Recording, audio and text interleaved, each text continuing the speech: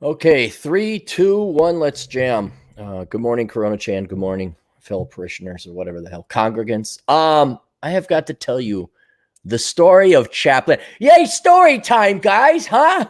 We all gather around Uncle Cappy. Time for a story. You guys want a story? All right, come on. Uncle Cappy will give you a story. Um, so most of you do know the story about Podcast Pastor, how I bought this domain. I don't know. I don't know. Maybe church buildings are expensive and they need to be heated. Maybe the younger generations are going online. Maybe this is one of the silver bullets that could save religion and Christianity. And then I buy the domain for podcastpastor.com. And I say, all I need is a good reverend, a good pastor to put together good sermons every Sunday. And that was it. Good sermons every Sunday, MP3 files, and then a tithing plate. Simplest P51 design of a website ever. And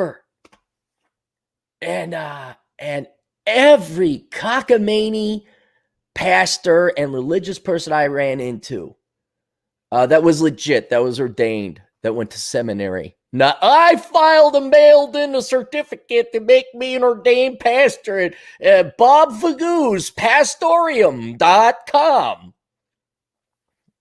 Because real Christians are going to smell through the bullshit.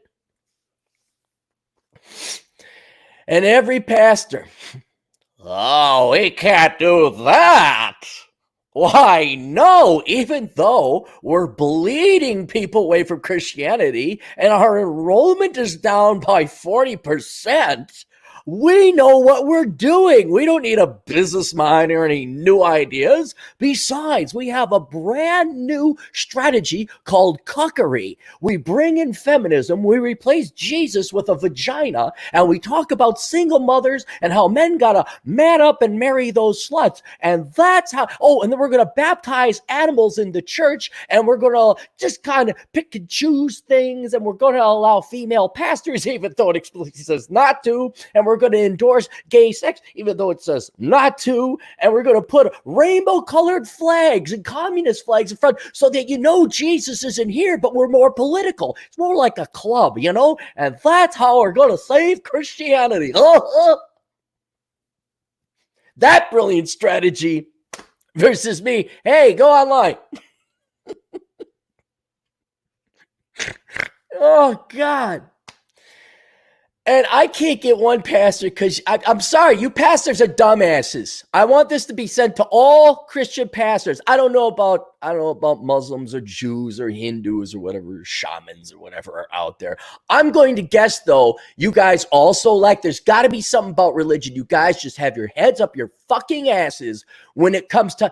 I'm not talking making profit when I say business. I'm saying business sense in okay, how do you get butts into pews? But legitimate Christians or Islam or Jews or whatever, you want, I presume, well, if you're a real genuine man of the cloth, you'd want authentic Jews, authentic Christians, authentic Muslims coming in, not posers, not people who just come in and treat it like a social call, like a club. But you guys, you need business sense to achieve that. And my God, ain't no Christian, at least I know this, ain't no fucking Christian pastors got that acumen. None, not a fucking one of you. And then you all hate on Joel Osteen. Well, now if there was a way. Oh my God, Pastor, sit the fuck down for this one. Holy shit. You got your white robes and your little thong on, whatever you pansies are wearing. What if there was a way to take what Joel Osteen did? Now sit down, hold on. Here comes the flabbergasting part. And then still use it for authentic Christian purposes. Like the televangelist. What's the prefix to the evangelist? Tele. Meaning, oh my God, they used the medium of television to reach people. Oh, that's usury. That's simony. And here's dopey old Cappy. Got this prime piece of real estate. Hey, I want you to be a pastor. Because it says here, Leviticus chapter 712, verse 317, subsection B. Don't ever go online. Right next to where it says butcher cattle. You got to do it the right way. Fucking idiots.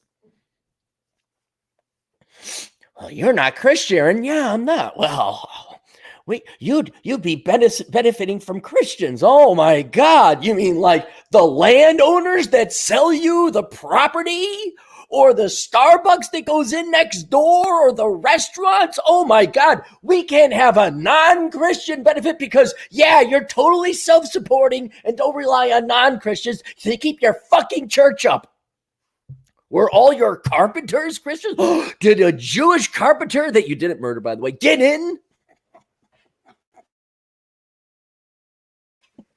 All about carpenters, but this one's Jewish, huh? You're all about that, but oh no, we can't help it.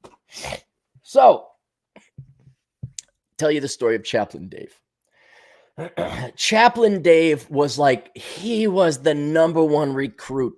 This guy, honest Christian, great guy, retired military chaplain, just and reliable at that. I'm like, look, and he's retired. I'm like, hey, you go, come on, gives you something to do. You could still help out in Christ. And I don't know. And he had no reservations about the technology or the general business idea. He understood it. He just didn't want to be a pastor. He had done his time and this and that. And I understand he had to go his own way. But man, I wanted him. So I kind of give him the needle every once in a while. And we were talking to some other chaplains. I was hanging out with him and a bunch of other people of the cloth. And they're like, oh, what are you going to do for retirement? Oh, I don't know. This and that, and this. I said, he's got a job offer. I'm like, really? Where? I said, there's this website called Podcast Pastor. They want him to be the pastor. Everybody's eyes lights up. Oh, that's a great idea. You should totally do it. And he was looking at me. I say, yeah, you should totally do that. And then I said, unless you don't love Jesus. And he just looks at me. And then I got him on another one where I said, yeah, I mean, we're talking about the dynamics or the logistics, the physical, to reach now billions of souls. It takes 100, you don't even need the webcam. You just need the microphone. It takes now what, a $50 microphone, $50 laptop or $50 computer, internet connection. You can reach billions. If your message is good, you could save billions of souls. And then I was explaining that, yeah, you're right. I said, unless you're okay with billions of souls burning in hell.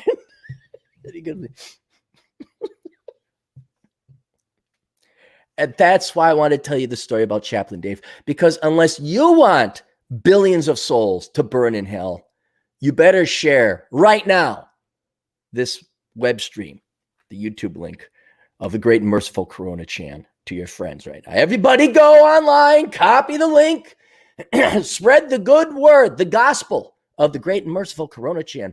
Because if you don't spread the gospel, you want your friends to burn in hell. And salvation is through the Great and Merciful Coronachan. Because reasons. Because why not? Why the fuck not? They're baptizing animals over at the gay church in Minneapolis. I think it's called St. Mark's. I think St. Mark abandoned that long ago when you're bringing animals in there and you're baptizing them. Why the fuck not? Why the fuck can't I have the Great and Merciful? Oh, and then, 5,000 years from now, after the data's been all corrupted and then there's been a council of Nicaea, oh, fuck, what do we include here? What did Captain say again? How are we going to split this one up? Okay, so Coronachan is the goddess, and Cappy's like the Pope, but we'll call him the Cope. But he passes on the torch to the future Cope, and through the Great and Merciful Cope, we're all going to go to the land of big-titted Asian women. Yes. Well, if the Muslims can have it, why can't we have it? So unless you want your friend, do you have friends you care about? Well, you better forward this. Put it on your Facebook. Put it on your Twitter. Share with people. Actually, only share with people who have our flavor and taste of this rather crass. Don't send it to your mom. I don't think your mom's going to like it. But yeah, I want to spread this out. Let's share it today. Spread the gospel of the Great and Merciful Coronachan. All right, I already saw Super Chat. Let's get that out of the way. Rahul, our agent in India. Rahul, are you in India? Are you here in the States, or where are you at? I want to say he's our agent in the field in India. I guess we could call you our Indian agent in the field, because the field could be the world, but it'd be cool. Oh, yeah, our man in India. Yeah, that's what it's like, our man in Havana. Oh, yeah, our man in India. Anyway, Rahul for 100 rupees. Cappy, most people are God-fearing and not really God-loving types, which is why con men become messiahs. That is true for every religion out there. Most people are God-fearing, not loving. Con men become messiahs. I'm trying to figure out the logic on that. So people are afraid they'll burn in hell, so somebody could come in and sell them like salvation or the afterlife. And God loving requires that you maybe get to know the scripture or the religious doctrines and everything, so you get to know the God you're presumably worshiping, and that's why they can suss out the money. Is that maybe it? I'll throw a third curveball on it. I think inevitably everyone has an existential crisis, not necessarily the fear of an afterlife, whether it exists or not. That certainly drives some of it. But, and then I saw this in church, is people are just going there for purpose and meaning, not God, not Jesus. I say it again, 95% of the people go there for an ulterior motive, for social reasons, for purpose and belonging reasons, for tribalism. They even call it, and this is another reason why all these pastors poo-pooed my idea of podcast pastor. Fellowship. Oh, we need fellowship. We need fellowship. Yeah, we need. Well, set up a fucking meetup group on meetup.com for Christians. What the F do you need this big-ass building? We need fellowship. And I think the fellowship for and it could be all religions. You could be making a good point, Rahul, that for all religions, the fellowship outranks anything else. Like, I think Islam, you got a lot of people that, well, okay, hang on. The Jews, that's more fellowship and business transactions, okay? Where it's like, well, I'm not a practicing Jew, but I'm ethnically Jew. It's like, wait. You're playing the card how you want. Do you practice or not?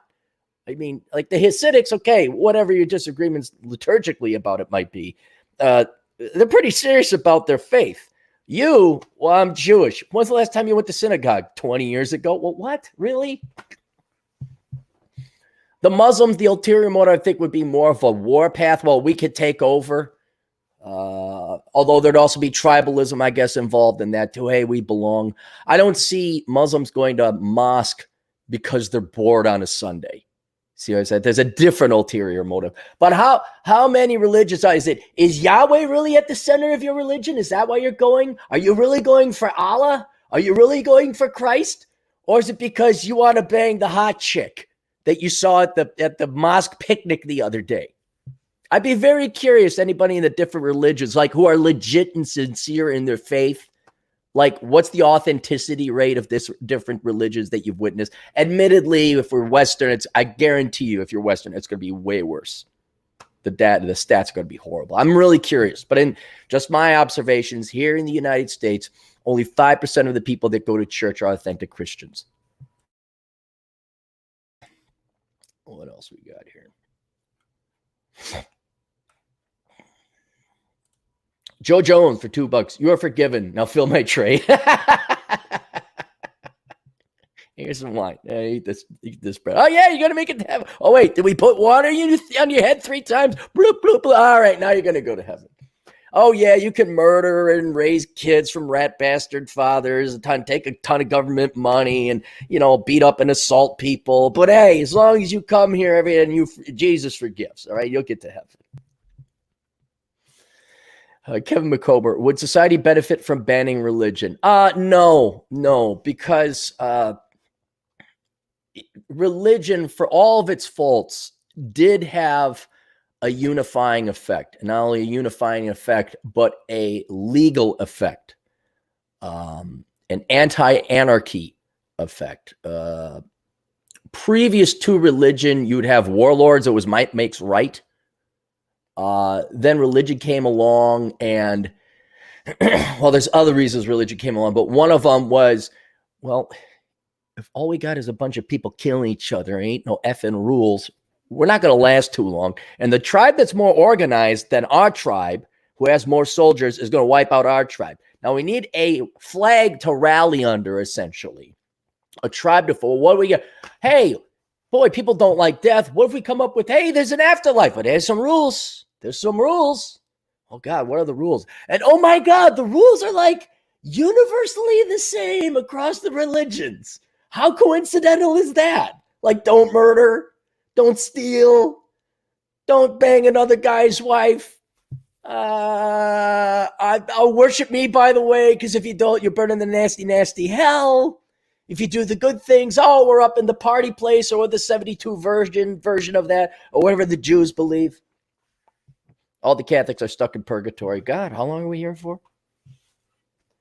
But for whatever failings you might have of religion, it gets shit organized and establishes law. And if I remember correctly, Leviticus, one of those first Old Testament books, is all about like, do this, don't do that. Butcher this, don't eat hooved animals, don't eat hooved animals. Get this fish, but don't get that fish. And the reason for that is those are good rules to follow. A perfect example would be the emphasis on the family and the father, not necessarily because he was a guy, but because you need one person in charge. And usually they were stronger. It's like, do what this fucking guy says. And oh, by the way, here's some rules for you guys. You got to treat your wives a certain way. You can't just make them slaves, although that ended up happening anyway with concubines and whatnot. But in any case, and here's all the, because if you didn't have a mom and a dad raising the kids, the cost would then fall on society like we got today. But when the pill came along, that rule, it's like, well, now you can have premarital sex, because you won't get pregnant until, oops, it's a miracle. I got accidentally pregnant. Oops, I forgot to take the pill. Oops, I don't know. Oops. These oops only cost us like $2 trillion a year in taking care of other people's problems, the illegitimate, unwanted children. But in theory, technology, like refrigeration, I forgot what it was. Like, you're not supposed to eat pigs. So I don't think you're supposed to eat pork. Yeah, the Muslims, you're not supposed to eat pork. Going way back in the day, that was because I think pork spoiled. It's an unclean animal, blah, blah, blah. It caused disease. And they're like, hey, don't eat no pork. Why? Well, they didn't know about germs and things like that. Because the guy in the sky said not to, otherwise you'll burn in hell. Oh, God, I don't want to burn in hell. I better not eat pigs. Well, then refrigeration comes along, appropriate butchering, cleanliness, antibacteria stuff. So now, yes, if you're a Muslim, you can have a piece of bacon. I know according to your religion, you can't, but you can have a piece of bacon and you will not die. That's the real translation. So technology has obsoleted some of these traditions or rules that older religions had to basically prevent you from poisoning yourself, killing yourself, spreading disease, et cetera, et cetera. So religion is very good in that it got things organized, cleaned things up, allowed economies and societies to grow, less death, less murder, less problems, less crime. And then, and then they go to war with each other. Well, wait, your God says that. Mine says blue is a better color. Let's go kill one another. Wait, don't we all have the same God? Yes, we do. Why are you fucking killing each other? Oh, my favorite is Sharia and Sunni. And it was a difference. Someone tell me if I'm wrong, but it's something like this. These two sects of Islam go to war with each other and bump each other off for centuries because one group believes a cousin of Muhammad was the true heir to the sainthood or whatever, and the other people don't. And my God, that's everything else. We all agree. But by gosh, you believe that? Well, we better go kill you and destroy your mosque. Oh, God. So there's some drawbacks. Yeah, there's some drawbacks. Team Blue versus Team Green. Look it up. The Nika revolts. Nica, the Nika revolt. Oh, humans will fight over the dumbest shit. We'll fucking kill and murder over the dumbest shit. The Nika revolts, they literally fought over sports ball. They destroyed a city, almost brought the Byzantine Empire down to its knees because two groups of hooligan sports ball dipshits went to war with one another. But at least they were organized, see? Without that, it'd just be chaos. So, would society benefit from banning from religion? In one way, yes, if we got rid of the bullshit. Like, look, there ain't no fucking God. It doesn't adhere to the scientific method. So stop wasting your time. So in one way, we stop wasting money, donating, tithing, wasting our time in buildings, praying to some guy in the sky. But at the same time, I don't want, now you're being a tyrant. You're telling people they can't believe or practice what they want to. And I wouldn't do that. So no, overall society would not benefit. There'd be some benefits that come with it, but society would not benefit because they're not allowed to do what they want. I mean, come on, Kevin. How much fun would your life be if you weren't allowed to believe in socialism? We had to get a railgun, the new magnetic railgun the U.S. Navy's working on, and fired something at Mach 6 to go zing right past Kevin. What would women do without their feminism? What would Christians do without their Christianity? Everybody's got to believe in a boogeyman. The little kids believing in Santa Claus. Come on, why ruin it for everybody? Why introduce empiricism and reality in the scientific method? Everyone wants to feel good before they die. Am I going to go to heaven? Sure. Why, yeah. Oh.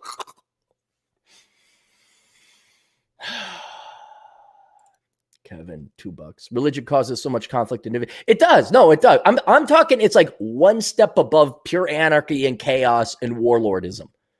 All right. I prefer a republic, not a democracy, a republic where the voting franchise is restricted to productive members of society.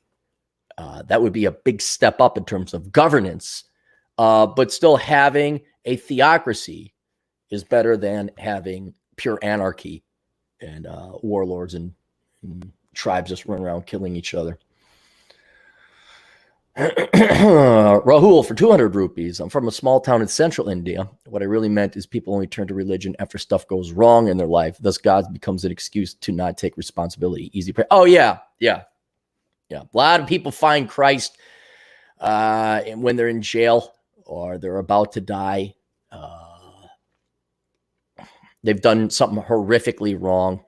That's why a lot of born-again, not only a lot of born-again Christians that are single moms, but a lot of born-again virgins that are single moms. Like, I'm saving myself for Christ.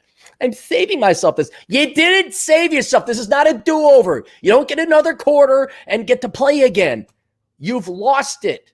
Don't tell me this. These pastors marrying porn stars. That's my favorite. That maybe if I really want to be Machiavellian about it, I just go get myself one of those porn star marrying pastors.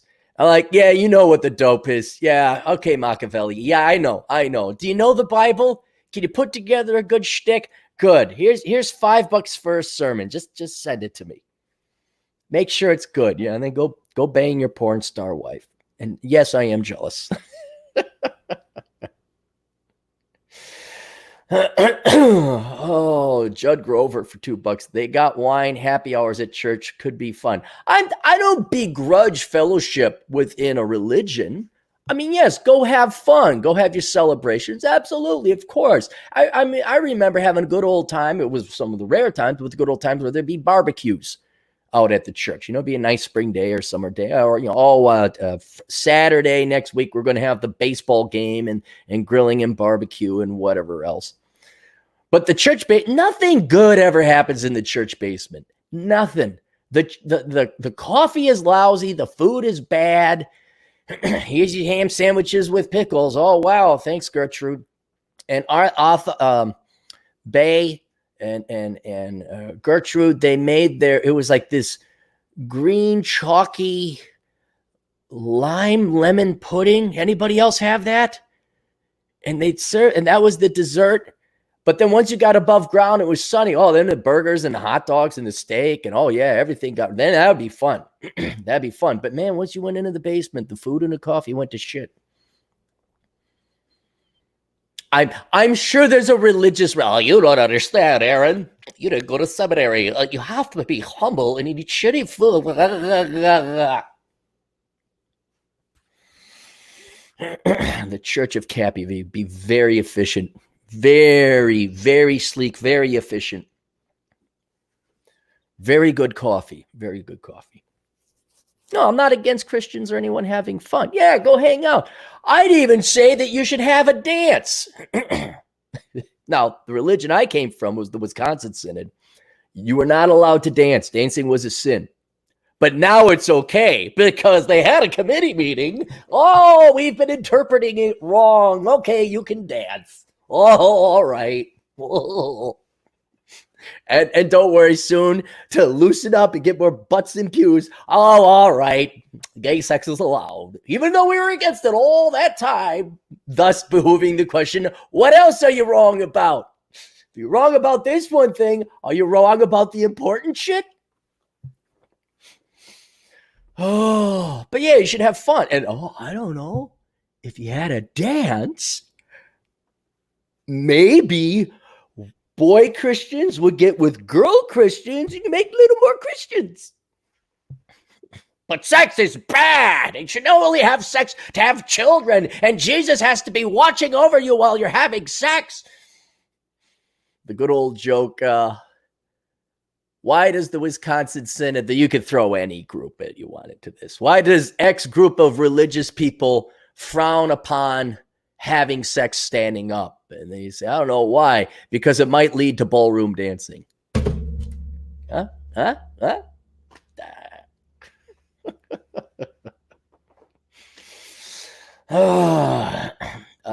David 128, Minnesota craft brewers saying they're in trouble. 50% of them have to close in 90 days. Oh, yeah, oh God, we got to read this article in the Strip Tribune. Dude bro opinions. Dave, no, I don't think they're dude bros. Now, look, they are meeting a demand. Come on, let's admit, before the specialized craft beers, there was shit selection. Here's your Bud Light, or here's your Miller or Budweiser. These guys came in. It was craft. It was good. And it was called for. It was real legit GDP.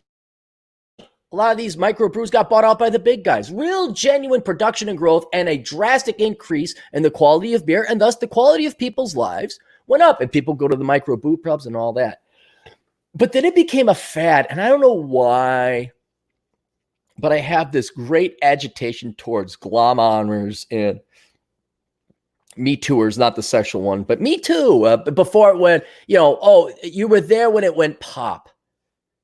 And so now everyone's like, dude, let's make a micro. So I don't think it's dude bros. I think it's hipsters who are coming out of their failed liberal arts degrees. They're like, hey, man, let's open up a brew. And in other words, a brew pub is kind of like the male millennial equivalent of the millennial women's essential oils or wine parties or Mary Kay. Remember wine parties? Anyone remember wine parties? Let's take a look. Star Tribune. Micro brews 50%. Will that come up?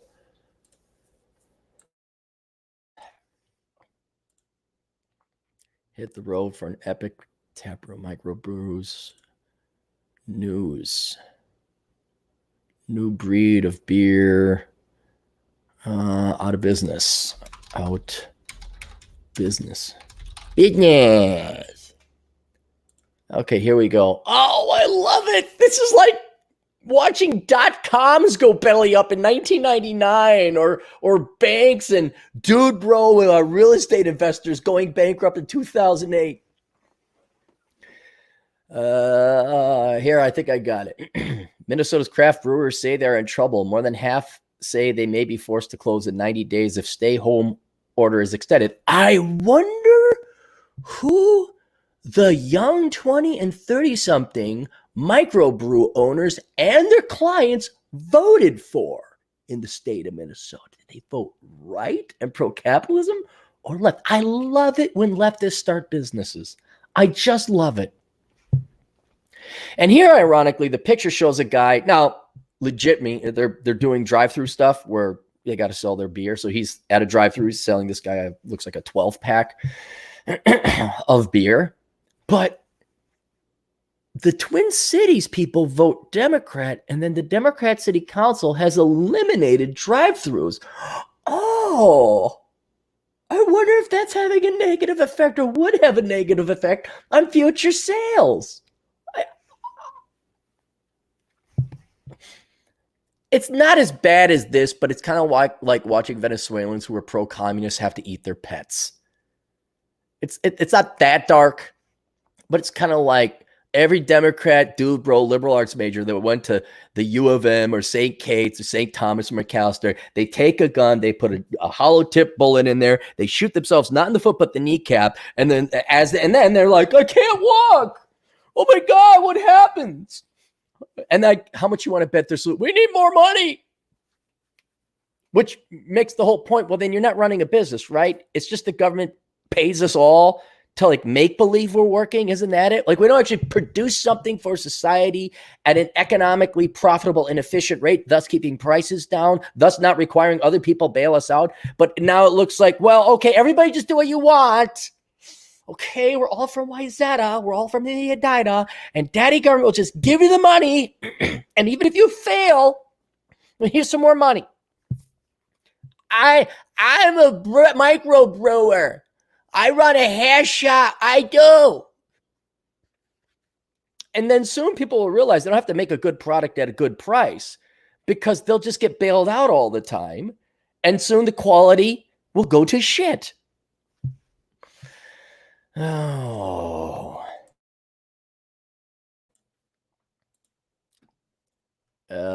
Craft breweries in Minnesota say they need the state's help to stay afloat. First sentence. Hey, make it impossible for us to do business. Hey, subsidize us now. Many have tried what they can to keep the businesses going during the state's stay-at-home order, but more than half said they could be forced to close in 3 months if the stay-at-home order is extended beyond May 13th, according to Minnesota Craft Brewers Guild survey of 77 members. 77 microbrews in one state? That's like all these small little community banks I used to work for that were trying to like live off the crumbs of the housing market that Wells Fargo and U.S. Bank and TCF and all the other large banks in town didn't take.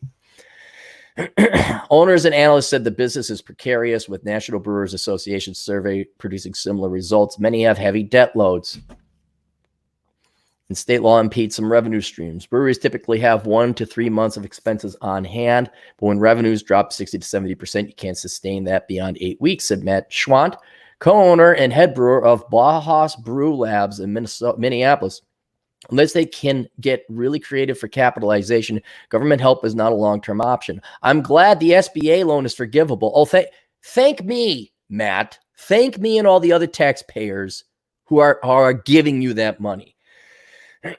But the option to take on additional loans is not good. Most brewers get about 70% of the revenues from the tap rooms or brew pubs. Larger craft breweries are closer to 40 or 50%. With those closed by state law, smaller breweries have resorted to pick up and delivery orders. For many, that's a lifeline, especially for breweries that don't yet sell in liquor stores that have limited. Maybe if you could sell liquor. Oh, wait, you got to go to the government for that. And who do you vote for? The government, the Democrats, the socialists. More regulation, more regulation, more regulation. Foxhole Brewhouse of Wilmer temporarily stopped selling to liquor stores as a way to boost profits. Oh, wait, are they talking brew pubs? Oh, especially for breweries that don't yet sell in liquor stores. They have limited distributions. All right, I see. We could keep more profit selling by walk-ins or deliveries than selling wholesale to liquor stores, said Ryan Fuchs, co-owner of Foxhole. We don't want to snub liquor stores, but they're booming and we're not. Craft beer sales to Minnesota liquor stores are down 20% from earlier in the year, according to Minnesota Craft Brewers Guild. That's partly because consumers, especially early on in the crisis, were buying 12 packs of staple brands to save money. Dude, I don't care. I was never a big beer guy, and I will give this to the microbrew industry. Dude, American beer sucked. About the only thing I really liked was Sam Adams Light, and even that was more of a avant-garde brand early on, and the microbrews came in. I'm like, okay, yeah, some of these are really good. I mean, pretty much all of them are better than Budweiser. I could agree with you on that. But I would never cut my budget to go back to drinking, what is it? Natural iced, one of the bigger brands like this ice brew, and it's just the sloppiest, trashiest beer you can get. Usually when you see that, there's a snowmobile somewhere around. Unless you're Rollo Tomasi, in which case he has a bottle of Balvenie scotch, although his snowmobile might be on fire. That's aside the point. It's also because craft drinkers are often browsers and now they shop less often and want to get in and out, said Jim Watkins, co-owner of Sociable Cider Vex. Even selling from the tap rooms, brewers feel hamstrung by state law. No. You cannot be hamstrung by the socialists. You cannot be. They are well intended and they are your superiors. Obey.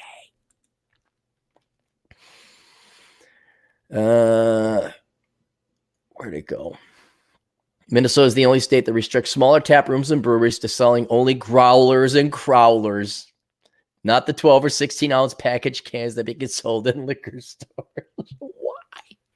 Why? I think in Minnesota you still can't sell cars on Sunday, and they went through this big dick through a tree sharpener process. Like this, the legislature actually pissed away time, pulling teeth, debating on whether or not liquor stores should be open on Sunday. It's like, holy fucking stick up the private sector's ass, Batman. Who the fuck gives a damn?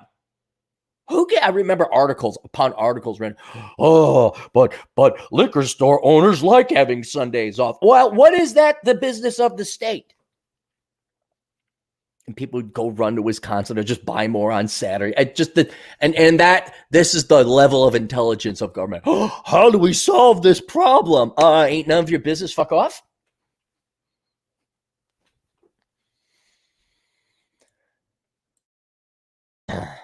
But all you microbrew people, both the consumers and the entrepreneurs, the vast majority of you Marxist socialist leftists, and I don't care. You brought it upon yourself. Larger breweries such as Summit, Schnell, Surly, Fulton, Castle Danger, and Third Street can't even sell the growlers and crawlers to taproom customers. A state law meant to protect wholesalers and liquor stores and smaller breweries to a lesser extent. You are regulating the size of beer containers that you can sell. Podcasters only allowed to produce 50 minutes of content a day per podcast, depending on your viewership count. State Brewers Association is asking state legislators for help. Fuck off. Here's help. Get rid of all those dumbass rules. Suggesting measures such as temporarily allowing all breweries to sell beer in 12 to 64 ounce containers for at-home consumption, suspending regulatory fees for the rest of the year, waiving sales tax payments through October, and establishing a forbearance and rent abatement program. A lot of that sounds like Democrat foisted things upon you. Selling to go is at best a band-aid, said Evan Saley, co-founder of Fair State Brewing Cooperative and president of the Minnesota Brewers Guild. The vast majority of our revenues come from tap rooms. Large or small, it's expensive to brew beer on a commercial scale. Stainless steel tanks, spinners, filters, and optional canning lines and centrifuges can add up between $50,000 to $2 million to purchase and maintain. Those who speculated on if you build it, they will come. That will be an Achilles heels for brewers, said Mike Bamonte, CEO of KEG Consulting in Minneapolis. I wonder if they're as good as Asshole Consulting. Companies that are highly leveraged will not be able to keep up with their payments. This is very serious. Well, I wonder if there was a book out there that talked about the problem of taking on debt. Like a book that would be for young dude bros who want to open up a brew pub and are kind of like bachelors, but they lack the basic economics and accounting skills because they went to the University of Minnesota and studied theater or communications. Like there was a book about bachelor economics, and maybe it could have a catchy title like Bachelor Pad Economics. Fuck it. That's not what they want. Government, bail me out. What? Learn good finances? Learn about accounting controls? No, I just want the government to bail me out. That's why I love Bar Rescue. That guy walks in, all these dumbasses don't know how to run a bar. About 2/3 of the 150,000 craft brewery workers nationwide have been furloughed or laid off, said Bart Watson, economist for National Brewers Association. Well, they got an actual economist. That would be cool to be Bart Watson. How would you like to be an economist for the National Brewers Association? That'd be pretty cool. What do you study? I study beer, like a virologist, a microbiologist. No, nationwide, globally. My job is to study beer. Like I'd be like a lingerie economist. Like I'll volunteer anytime like Fredericks of Hollywood wants to hire me, pay me. I'll study a lingerie. Get some more models. Oh yeah, those fat models, those plus size models, get them the fuck out of here. Get them the fuck out of here. But sir, they account for 30% of our sales and at a growing rate. Get them the fuck out of here. I don't care if it makes money. You have to have principles at times. But they want to be beautiful too. Well, then they should be thin.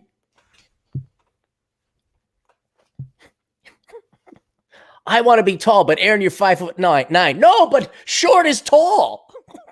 Short is tall now. I'm the new tall. Give me an NBA contract. The government assistance was a short-term fix, but Watson doesn't see it as a lifeline that many small businesses need. Brewers that depend on bars and restaurants for a portion of the revenue worry that after they reopen, business may be a trickle at first and maybe longer. Oh. We're not even trying to make a profit, said Fuchs of Foxhole. The breweries are trying to think creatively to market their beer. Bauhaus has always had a drive-up window set up, but it had never been operational until now. Well, you should get rid of that right away. You voted to get rid of that. You should not have to. Do you know how much carbon monoxide and carbon dioxide emissions happen because of a drive-through? Do you love yourself more than the environment? How dare you?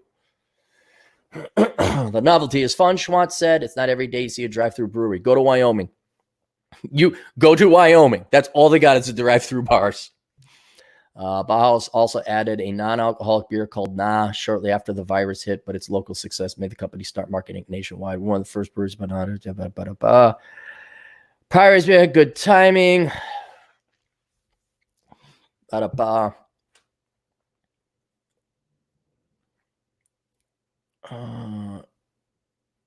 Buy a Minnesota beer, said Omar Ansari, founder of Surly Brewing. It's more important now than ever. Those are your neighbors.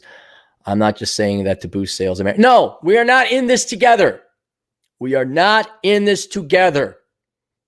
You Democrats have divided us. You've told a group of people they're evil and vile because they have this race or this gender, or they make more, they live here, they live there.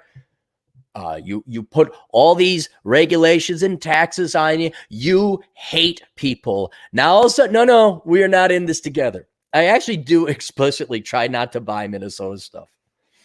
The GF sent me to the wine store. Get some wine. I'm like, California, no. California, no. California, no. South Africa, no. South Africa, no. New Zealand. They're the least Marxist out of the group so far. Well, thank you, Dave. That's some good news. Watching other leftist people suffer. That's a good news. We're not in this together. We are so not. Cannot emphasize that enough, people. You yelled at people like me. You hate on people like me. You demand I pay for more of your fucking shit. You make my life harder. We are definitely not in this together, you motherfucking traitors. We could have rallied under the flag of America and Americanism, but y'all wanted to take that down. So now I don't know what to say. Gee, too bad. Because you know what? When all these real estate developers and bankers were going belly up, which everyone should have been cheering going on. You think the leftists were all sad? You think they're like, oh, all those people at YZ are losing their houses. I was cheering on because I know the problems of debt. What, you think they're happy? Oh, wait, yay, we're all in this together now. I know I hated you and I wanted to dox you and make sure you could never find a job and make it law that you could have other people pass for promotion over you because of the color of the skin or the plumbing. And we know we blame all the problems on you. We make all the movies and the television hate on people like you. Hey, we're in this together now, right? Right? Uh-oh. Juan, this is going to be interesting. $5. I participate in a Christian quinceañera. Let me ask a question, Juan. Are not the majority of Latinos Catholic? Wouldn't most of them be Christian quinceañeras? Or is that a secular thing? It was the worst. It's pretty much a Mexican party without alcohol. Oh, God. Oh, God. Even the Mexicans don't like that. What? I can't. Okay, hang on. We got to get the other Juan Navarro. I got to get Atherman on this. Okay, the quinceañera is for the girl, and she's 15. That has got to be fucking no booze. That has got to suck for every guy that is forced. I bet you your moms are bludgeoning you, like browbeating you to go. You have to go for your little cousin's quinceañera. And you go there, and there's no tail you could pick up. It's all jailbait, if it would. And I can't see what it's like hanging out with a bunch of 15-year-old girls all celebrating becoming oh, God, that would just sound horrible. And no booze. Oh, God. That's hell. In the Great Coronachan religion, who you should be spreading the gospel by the way, at all times, otherwise you'll burn in hell. You'll be damned. You'll be condemned to a non-alcoholic quinceañera party that lasts forever. That is hell. In the religion of Coronachan. It reminded me why I dislike Catholicism. Do they have secular quinceañeras? I thought the religion would have gone with it. Kevin, $2. Mass was the worst shit. Sit and stand and kneel and sit. Yeah, you got an aerobics exercise. One of my buddies, Dave, he took me to Catholic Mass. Because okay, let's go. And that was the one thing that stood up is all the aerobics you do. And incense. The guy came in with the swinging, I don't know, burning myrrh or whatever. Ronan Boyle, what do you think of New York Stock Exchange? My shares up today. I don't know. What are those? I'm not going to look them up for £2 Are those ticker symbols? I don't know. I don't pay attention to the market anymore. I don't pay attention to individual stocks. I'm not paid to do it anymore. I just like index investing. Hey, prices are down. There we go. You will waste more time and money trying to study individual stocks, trying to get into like different sectors or day trade or get in and out of currency or stuff like that. You know, if only there was a book that talked about how to invest. Oh, and this is the Bible of the Great and Merciful Coronachan. Actually, all my books will become like, because the Bibles, they get that really thin paper with really small fonts so they can fit 40 books of the Bible into one thing that's about the size of a brick. Christopher Anon for $5. Microbrews were first started in Oregon to avoid silly OLCC regs. A brewery had a right to open a tavern at the brewery in Oregon. Oh, so instead of getting licensed to be a liquor store or a bar, they started a brew pub. No wonder everyone like, and it all descended. All the douches with beards and flannel shirts all started open. Is that why? I was visiting Albuquerque, Adam, and we had gone around and adventured and done something. So I took him to a brew pub, and sure enough, here it's just no matter where you go, like McDonald's are all the same, brew pubs are all the same. I'm like, I wonder if it's gonna. Oh no, there he is. The disheveled hair guy with a tattoo on his face and his neck and his arms. And there, yep.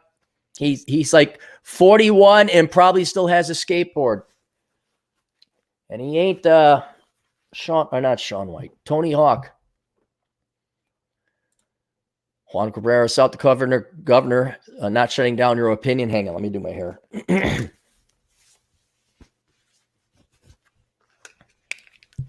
Awesome. I wouldn't have blamed her if she shut down a little bit, but once it proved, and here's another thing about these Western states. Well, look at all these Republicans wanting people to die. Dude, there ain't no people out there. The biggest town in South Dakota is Sioux Falls, which I think doesn't even have 100,000 people in it. I'm talking the metro. Yeah, North Dakota, South Dakota, Wyoming, Montana, Idaho, New Mexico could probably even be considered one of these. Are big ass states with very low density population. So I don't really see why you want to shut that down. I don't know how much transmission would occur anyway. It's not like people are flying into New York and it's a heavily densely populated area. Farmer Brown sneezes, the most densely populated sneeze of coronavirus. By the time it floats 30 miles down to the next guy, Farmer Joe, it's either killed or it's made it into the crops or whatever. It's not anything to worry about. Mark for $5. I just rented a commercial space to a church group. No one else is leasing out. Pastor straight up told me God is a good business when people are scared. Yep. But Mark, that's simonry. And you're not Christian. Or maybe you are Christian. I don't know. How can a church pay a non-Christian money? Why are there no butts in the seats? Why are the men not manning up and marrying these sluts? What's going on? This should have worked. I will consult church. Hey, Christians, pastors, council members, people who sit and run the churches. Board direct. You want a consultant to get butts and pews long term? Come talk to old Cappy. But let me guess, just like secular people, you also want to be lied to, even though you pride yourselves on thou shalt not lie. Is that also a sin? Thou shalt not believe in lies? Or is it just you shouldn't tell lies, but believe the lies? Oh yeah, believe it all the time. Sure, whatever you want. It's an interesting philosophical question. What is worse, telling the lie or knowingly believing the lie? Be very interested in the philosophy on that one.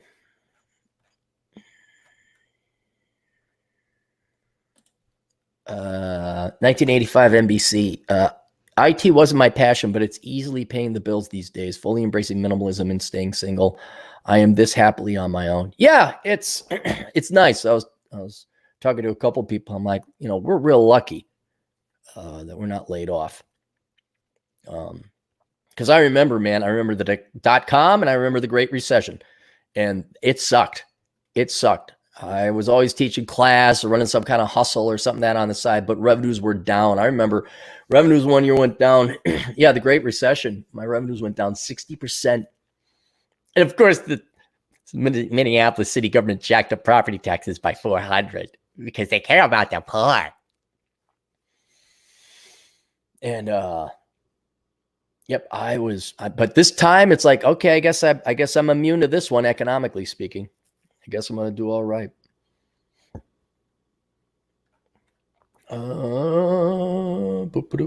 Darn it.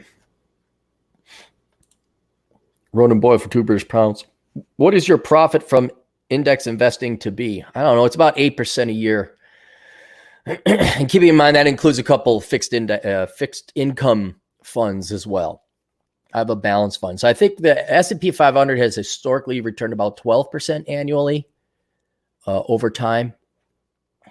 But you throw in some fixed income, it brings it down. And the current portfolio I got is 8%. At least that's the projections historically speaking. I have a feeling it's going to be a lot more. So, here's what's interesting, Ronan. In terms of, how do I want to put this? The more money we print off, I think the future rates of return, the nominal rates of return, are going to go above their historical trends.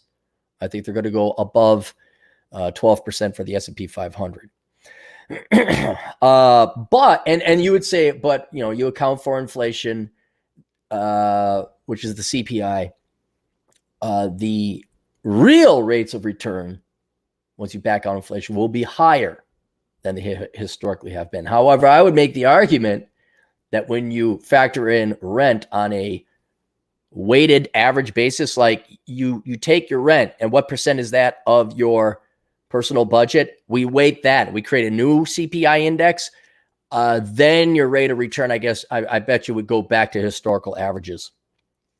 So there's not you're not going to experience a higher real rate of return in the stock market. You are once again only beating inflation because that money ends up back in the markets anyway. But historically speaking, yeah, index investing, just the S&P is 12%. I'm pretty sure. 11.83. I remember. I used to teach finance classes. I used to know that number. All right. Let's go. Some more good news. This was written in the New York Times, but somebody else published, because New York Times says, "Oh, would you like to read further? Subscribe." No, I'm not. I'm not going to. This is all I got. A mother's new search for a home, and this is an article about what it's like to be homeless in New York City. I confess that reading about the travails of a homeless person amid all the current suffering held little appeal, but I actually found solace in the story of Camilla, a pseudonym Lauren Sandler uses for the central character of her riveting new book, This Is All I Got. Camilla is wildly impulsive, profoundly smart, deeply savvy, and a stunningly beautiful 22-year-old Dominican. Let us remember all these fine adjectives used to describe her. Okay, she's also without a place to live. How does a wildly impulsive, profoundly smart, and deeply savvy woman or any person not find a place to live?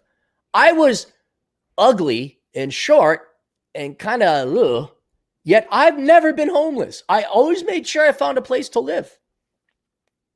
And as Matthew Desmond, the Pulitzer Prize-winning author of Evicted, once told an interviewer, without stable shelter, everything else falls apart. So it does for Camilla, except that she holds on with a tenacious grip to find some normalcy and to imagine an abundant future, both for herself and for her young son. Dad, Cappy, where's the dad? They know when they write this shit, the lack of a father, the lack of a husband, the lack of the nuclear family is why these people be Poe. Sandler, the author of 2 previous books, first met Camilla at a shelter in Brooklyn in 2015, when the economy was booming, by the way, where Sandler volunteered. Camilla, who it becomes clear works hard to present herself as someone in control, is dressed in a fresh white blouse and a pair of twill short shorts, a baby blue purse resting on her lap. Sandler writes that she sensed her mind revving, her thoughts lurching forward as she composed herself. From that first meeting, I sensed that she was a woman who was hell-bent on propelling herself out of this shelter away from the circumstances of her past. I wonder if were these circumstances self-inflicted? Towards something solid, ambitious, but not math or STEM, right, boys and girls? Anything but that. Maybe she could become a writer, too. And as I came to experience her within and beyond her story, the one thing was clear to me. If Camilla couldn't use her wits and persistence to make the system work for her, no one could. Did she learn to code?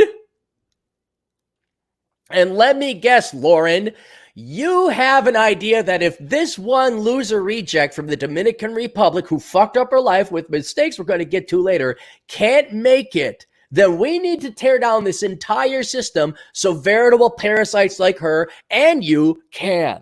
So you can all become authors and writers and teachers, but no one's going to be farmers or engineers, but somehow the food and the gas will still be made. The encounters are maddening. To call them Kafkaesque wouldn't do them justice. For rental assistance, Camilla needs to make 5 separate trips to a job center. What if she majored in engineering? Would she have the money to afford rent? And why is she in New York City, which is one of the most expensive places lived in the United States, when maybe she might have family back in the Dominican Republic? If I can make it there, I can make it anywhere. I'm up to me, New York, New York. Sometimes with waits up to 3 hours. I wonder if you spent those 3 hours learning to code.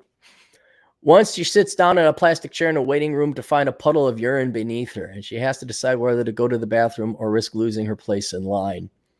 We learned that in order to get marked as a high priority for a unit in public housing, which has over 250,000 names on the wait list, you need to have been a victim of domestic violence. So at a shelter, when a woman purposely bumps Camellia, she calls 911 and insists that the police consider it a case of domestic abuse.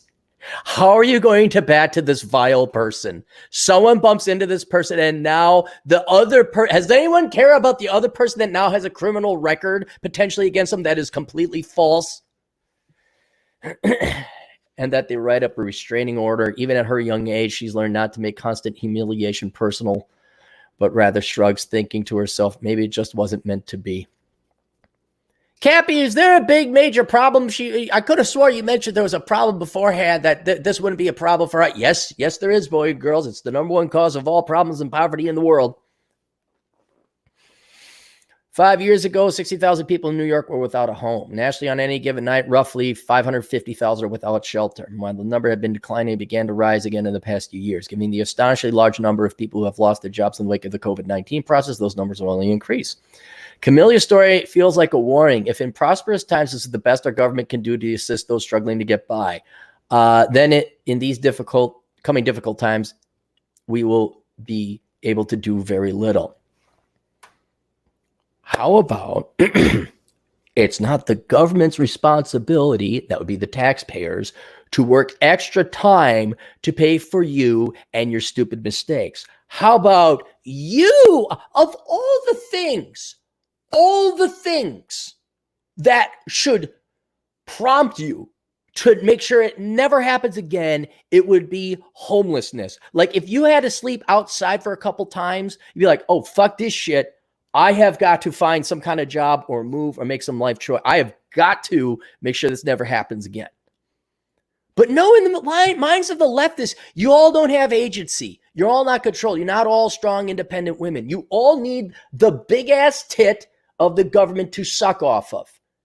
And to you, instead of like, well, maybe I should do something. Wow, there's how many people homeless? Well, what if everybody was homeless? Well, why is it the government's responsibility? I got to wait for the government. I got to sit in line, standing and piss to maybe get an application in for a 3-hour. Could I be using this time more productively to maybe be a waitress or a taxi cab driver or an Uber Eats, or maybe I go to the Amazon place? No, I'm going to sit here and wait to suck off the government tip. That's the greatest use of my time. I don't want to take responsibility. Just give me that. Give me that check. And they need to do more, by the way. When Sandler met Camellia at the shelter, she asked if she could spend time with her. And so over the next year, Sandler became tethered to Camellia, immersed in her day-to-day life. Even if my reading is right, joining her on a date. It's a remarkable feat of reporting. Sandler seems to be always at her side. As the book opens, Camellia is pregnant. And desperately hoping the father is a young man she dated. Desperately hoping? How many people did you fuck without a condom? This sentence right here is why this book should not only not be read, but the book literally has no value. It has no veracity. I don't know how many hundreds of pages of bullshit was again, this is what leftists are amazing at, is coming up with the most fantastic mental acrobatics as to why they're entitled to other people's money. And that's all this book is. When this one sentence right here, as the book opens, Camelia is pregnant and desperately hoping the father is a young man she dated while attending college in Buffalo. Oh, she went to college. I wonder if it's for programming. She texts him while in labor. Kevin, good morning. I think today's the day. Camelia's Achilles heel is a persistent search for someone to settle down with. No, it's that she didn't use birth control and didn't major in smart things. It's that she also, let me guess. It's against her religion to have an abortion. Fornication and premarital sex is okay, but against her religion to have an abortion. Pick and choose and pick. I'm a cafeteria Christian. I like this. I don't like that. Get out of here. I'm going to be fat. I'm a cafeteria Christian. Jesus always will forgive me, even though I'm a grade A quanta. Mr. Her persistent search for someone to settle down with. Well, now that's going to be pretty impossible, seeing she's homeless and has some other kids. Is this another kid on top of the other kid she already had? Her certainty that each man she meets is the one. On one occasion, she meets a young man in the afternoon, and by the evening is texting Sandler that maybe the next night she and her son will stay at his place. Oh my God, guys and gals. Let us celebrate the blessings and the gifts of the great and merciful Coronachan, that we are not this stupid, nor that desperate, nor that destitute, nor that naive, that a guy we meet that day will then allow us and our bastard children to stay with him that night. So this poor kid, remember, we hate the children here. This poor kid is being dragged through the streets of homelessness in New York because his or her, I don't know who, but it doesn't matter. The mom is a slut. Being a slut is one thing. The mom is stupid. I take it back. I'm pro women having sex. Go have as much sex as long as you don't get pregnant or pass on STDs. But the mom is stupid. And this is child abuse. That's what this, and we're not going to give a damn about the kid in this book. Guarantee you. It's all going to be the bad capitalists, the bad, pick your boogeyman, the bad Jews, the bad white man, the bad Republican senators, the bad rich people in the Hamptons. Those other people are to blame for me abusing my child. I love that. Let's read that again so we can appreciate the position we have. On one occasion, she meets a young man in the afternoon, and by the afternoon, it's like 4 hours, like 3 hours later. And by the evening, is texting Sandler that maybe the next night she and her son will stay at his place. We come to learn too that more than anything, she's seeking love and affirmation from her father, who is a disappointment at every juncture. When he learns she's pregnant, he blithely tells her, "You'll be on welfare like all Mexican moms with 5 kids." He's right. I mean, maybe I'd like to know a little bit more about the dad. At least she knows him, but he's being perfectly honest. He has at least 7 kids himself by number of women. Oh, why do the minorities not make the monies on a per capita basis? Why do them? Because there's so many capita you keep producing that you can't afford? It's not socioeconomics, it's division. It's really simple 3rd grade math. It's called the denominator. Like I have a capita of 1, me. So then all my money goes to me. If I were to spread out a bunch of children, if I made that money, now there's a lot. Oh, there's other people down here on the denominator. Oh crap, you probably want to be fed. Don't worry, the Lord will provide, and the government. She also has a tenacious relationship at best with her mother, who was emotionally and physically abusive with Camelia and her siblings and kicked Camelia out of the house when she was 15. Fuck the nuclear family. Oh, here, Kevin, this might be a reason why religion is good. Okay. This is a reason right here. Camila refuses to be typecast. She often dresses in a black blazer and matching slacks and a slightly preppy look. She tells the other women in the shelter that she wants a nanny. I don't want to put him in daycare. She tells her she wants a nanny. What fucking entitlement? Oh, she tells her fellow residents, nannies teach them. They learn sooner. They walk sooner. How about you teach? Well, sweetheart, you don't teach any. What do you know? I'm concerned about putting him in a place that's not teaching him. Have him come and read some red pill books. We'll get him out of poverty. I know you don't love your child. We'll take care of him. She loves the theater, and at one point attends a production of Federico Garcia Lorca's Blood Wedding and becomes so captivated by the performance that she's 20 minutes late picking up her son, which means she has to pay a $35 charge to the daycare.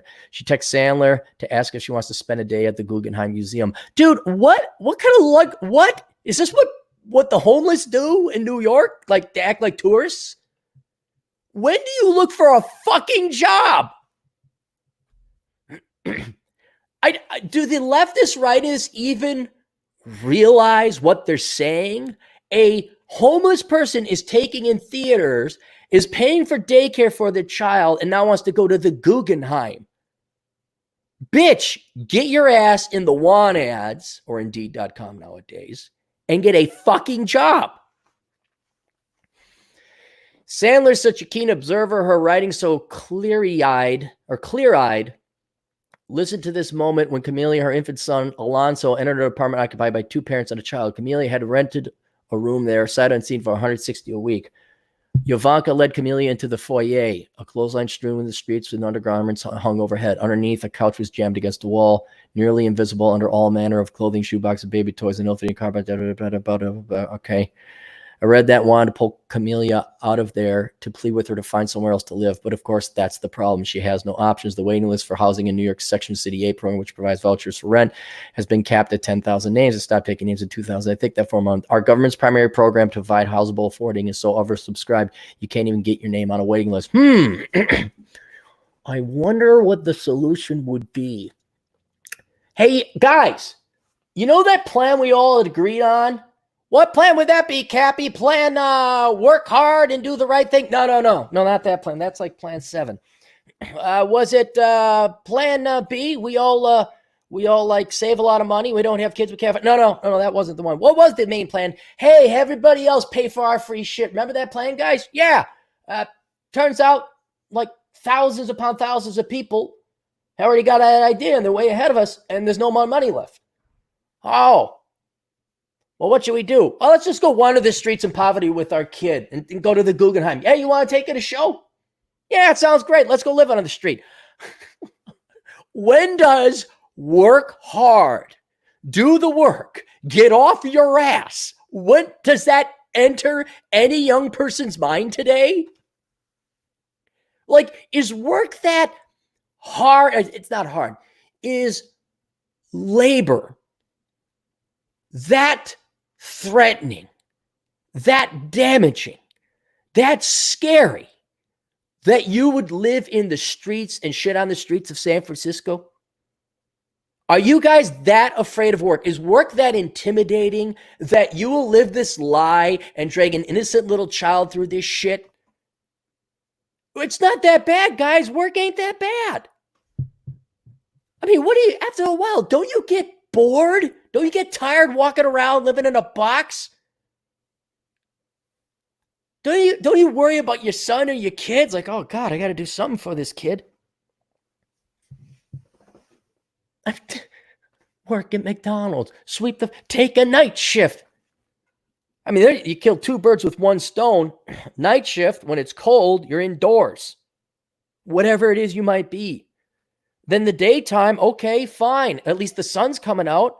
I remember this because patrolling, but you'd be happy to get an indoor shift and not a patrol shift at night. But that's work. I don't want to bother you, you precious immigrants in New York, spreading kids and walking them homeless through the streets of New York with those boring problems. Actually, we could come up with a horror film for all the leftists and the parasites of society. It'd be called Work. It would be black and white and have that 1950s gal like, screaming. It came from the Republican Party and Western civilization. Work! Ah! She just wanted to fucking spit out kids and have everyone else pay for it. But the evil mastermind had other plans. Labor. Ah!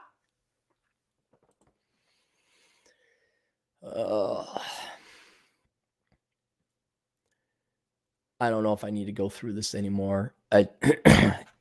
You guys could go ahead. I just want to point out how spoiled and delusional our society is. Thinking that this is good for any community, any culture, any kids. And it's kind of like, it's a lot like electricity.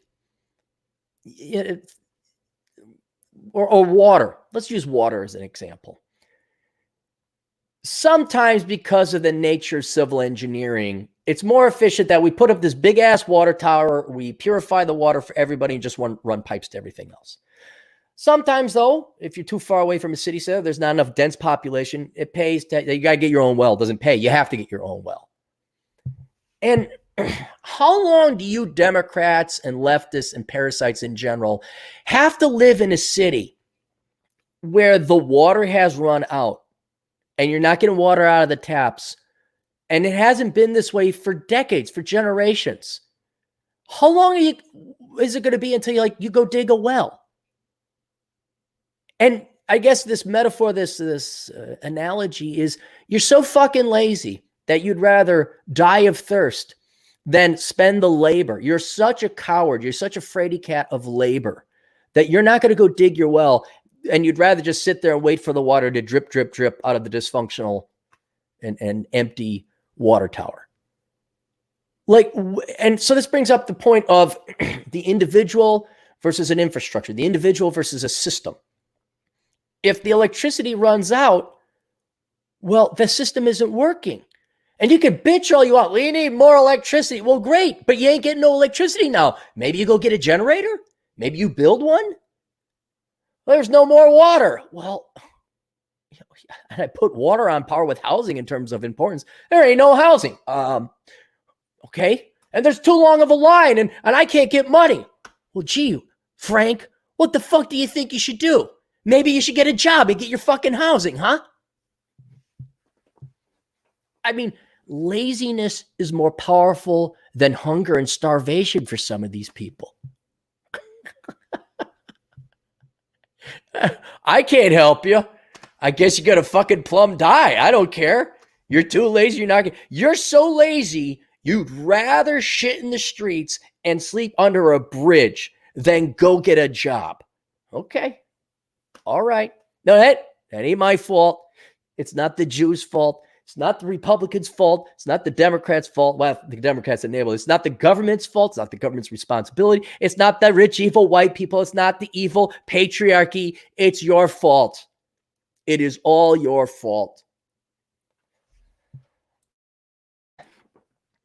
And dude, you want to live your life like that? Go right the fuck ahead. Go right the fuck ahead. The only person I feel bad about is the kids. And the kids, by God, man, any of you kids, you want to get out of poverty, come over, talk to old Cappy. Olderbrother.com. Read any one of my books. Here, should we go over the books that would have prevented all these problems? By the way, these books only cost a fraction of what the taxpayer probably shelling out for this girl. Here's Bachelor Pad Economics. Oops, wrong side. Here's Bachelor Pad Economics. It's written for everybody, but again, men are probably the only ones that really want to listen to spend less and save more. Here's another one related, How Not to Become a Millennial. It goes through all the financial, educational, and career mistakes the millennials made and the boomers and Gen Xers forced upon them. It's not just slamming on millennials, and said, hey, here's how you ended up poor. Here's how you could avoid the mistake. There's one. Here's another one. Worthless. How much you want to bet Camellia didn't major in anything that's employable? Boy, she might have a job. Not a long one. Yeah, there you go. And then, because I hate black people, The Black Man's Guide Out of Poverty. I'm going to assume Alfonso is Latino, perhaps black, Afro-Latino, Afro-Cuban. or Afro-Dominican. If he happens to be of the, hey, Alfonso, when you get older and your mom has done unto you what her mom done unto her, and you want to get out of poverty, here you go. I mean, the same principles, just tailored to blacks and minorities. So those set you back. Even an Audible, that's going to set you back less than $80. And that would prevent this from happening. We could end poverty. We close the racial wealth and income gaps. That's going to cost a fraction of what the taxpayer spends on you in a week. By God, I hope not, but you could probably even get those books at the library. Perish the thought. My book's being read for free. Oh my goodness. But no, let me guess. It's an easier route to just keep panhandling for the rest of your goddamn life than to read those fucking books, major in the right thing, not get nobody pregnant, and spend less than you make.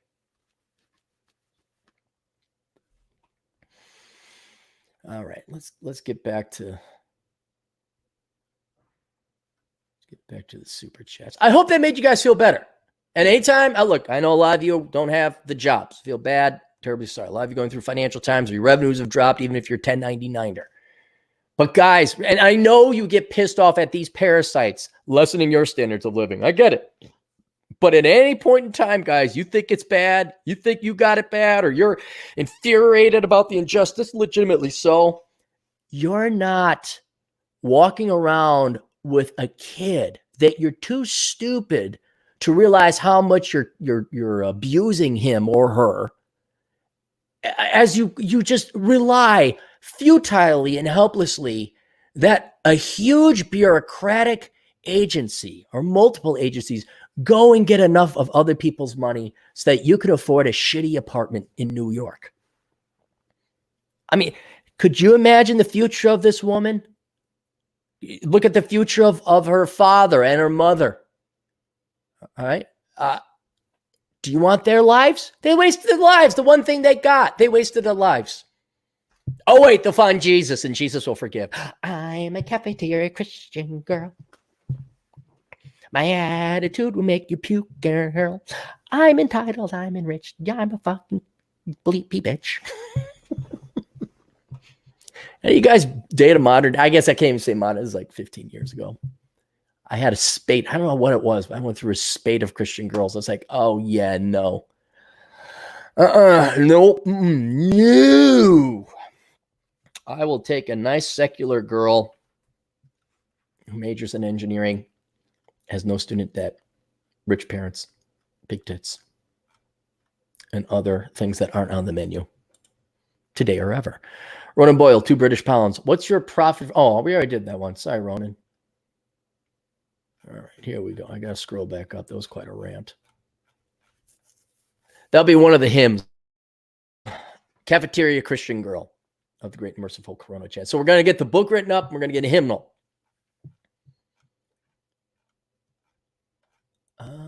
Did I get all the super chats? 1017, I think so. Right, here's Joe Jones for $1.99. Here's my JJ. Now fill my tray. I am the table. Ronan Boyle, 2 pounds. We were all divided before this bums increased taxes. Did we get them all? I have a feeling. Am I missing some guys? Did some come through the super chats? Because when did I go? Even calls the civil unrest, cafeteria Christian, Kevin and Seals, Karen and HR. Who's girls? Let's do this. Let's take a break. Everyone go take a break. I'm going to log in and go back through the thing, make sure I didn't miss it. Plus, I got a gargle. Everyone take a break. The church will continue later.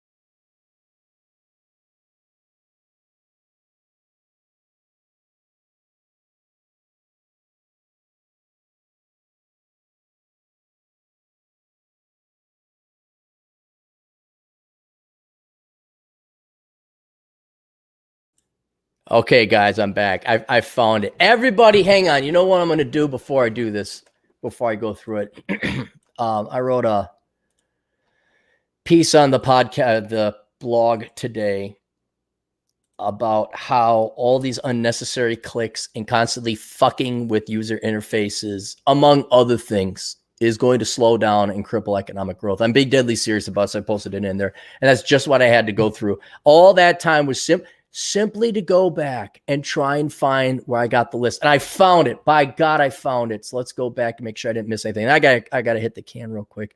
Build a train, we're all divided before. Aaron Liggett for $10 says, good morning, Cappy. Here we go. Rob Fugalski for $10.99. We would have missed $11. Rob would have spent $11 for no reason. $10.99er here.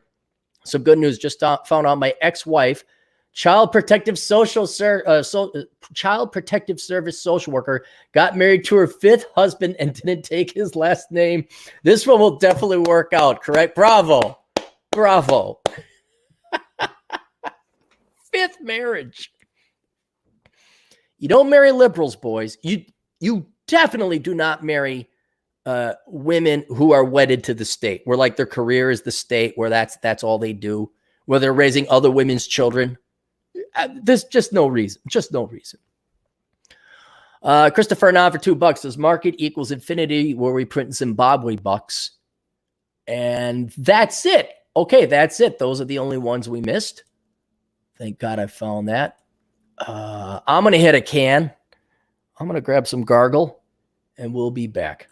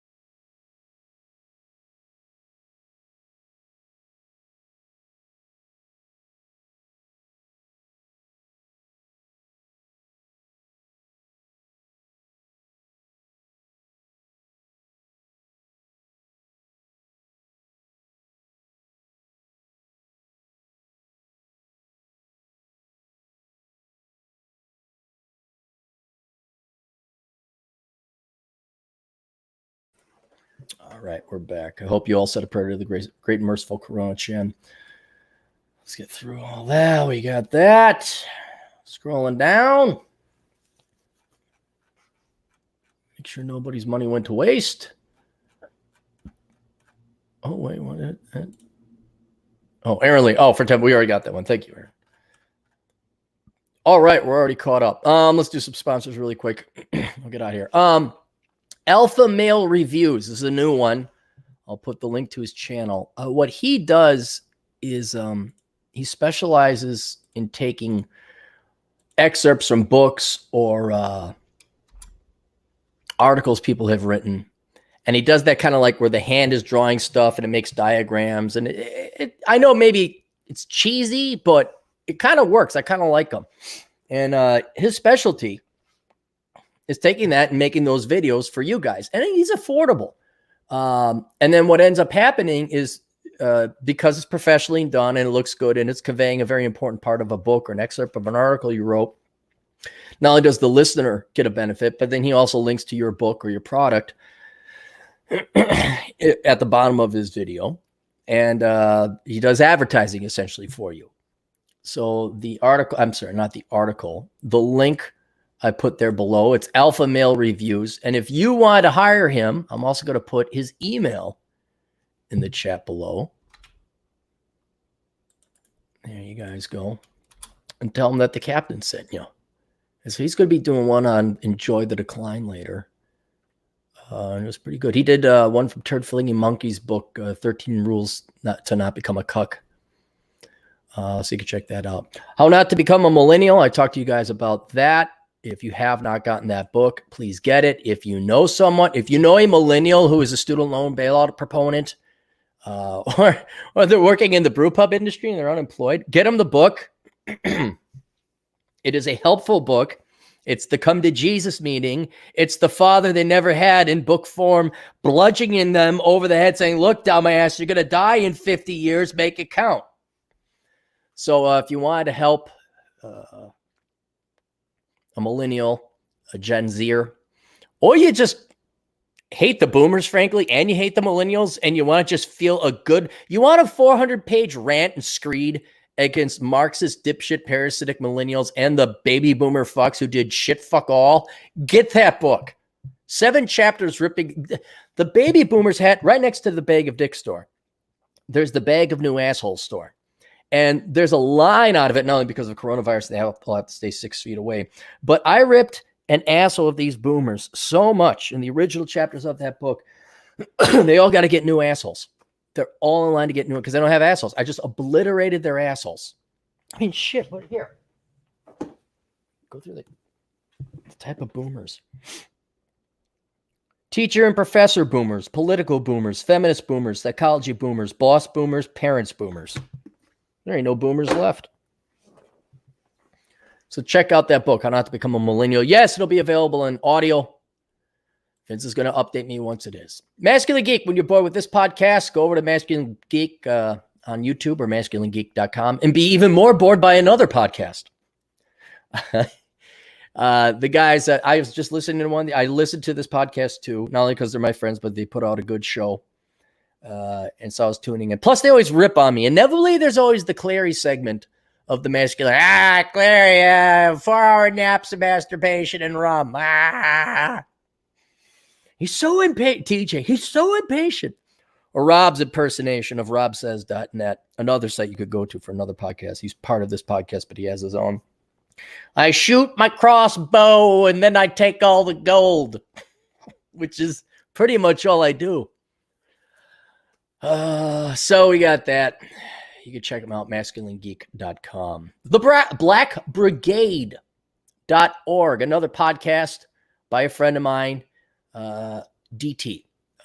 He has one of the longer running podcasts out there, but he went on YouTube recently. I just posted that in the chat room. And he's dark. I went for a run yesterday. I'm like, I'm going to listen to good old DT and how's he doing? And then and the government did the Democrats. And I'm like, dude, you're out of Minnesota. Why are you so pissed off? Like, you should be celebrating Minnesotans are doing dumb shit. But he still cares because he's got a heart. Somewhere in there, he's got a heart. But I guess he's got to learn to chill, which is odd coming from me. But check that out, theblackbrigade.org. Academiccomposition.com. Go to academiccomposition.com and have Alex's crack team of writing staff write your papers for you. That's going to become pretty important here as college round finishes up. Never to return again because they didn't save the money.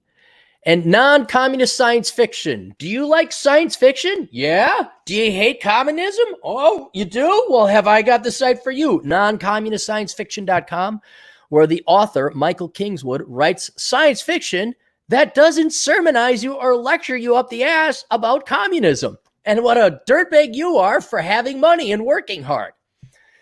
So go to noncommunistsciencefiction.com. Check out the books written by Michael Kingswood. Bunker Basics, go to bunkerbasics.com with Bunker Bob and learn about survival. Bunker Basics Bob discusses how preparedness is insurance against the risk of disaster. He discusses how you could become more self-reliant when knowing the government is prone to making massive miscalculations. Bob shares the tenets of prepping, income diversification, frugality, skill development, risk management, and more. At Bunker Basics, you're not just getting a rant from a guy in his mom's basement. You're getting actionable steps you could take to better prepare yourself for a shit hits the fan event like the coronavirus pandemic. Is that it? That's it. That's it.